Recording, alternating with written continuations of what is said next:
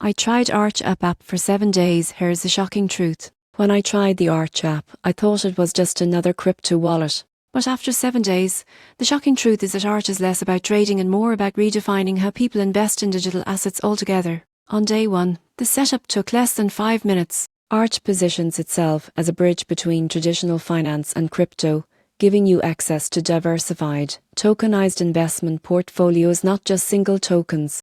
Day 2, I explored its user interface. It's sleek, minimal, and data-driven. You can view curated crypto baskets that mirror themes like DeFi, gaming, or infrastructures similar to it but built for blockchain assets. Most people get this wrong. They think crypto investing means buying one coin and hoping for the best. Arch changes that by helping you diversify instantly. Midweek, I tested a portfolio allocation. You choose a strategy, confirm the transaction, and Arch automatically balances your holdings across multiple tokens. Everything is transparent, and you can track performance in real time. By day 6, I realized Arch isn't a wallet in the traditional sense. It doesn't focus on self-custody, features like private keys or manual swaps. Instead, it emphasizes automated, curated investing powered by smart contracts and on-chain data. After 7 days, the shocking truth is that Arch is designed for people who don't want to manage dozens of crypto assets manually.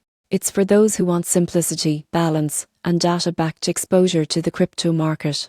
If you're new to crypto or tired of managing endless wallets and exchanges, Arch could be your smartest entry point. It blends simplicity with sophistication, a modern approach to crypto investing that feels more like the future of finance than a regular wallet app.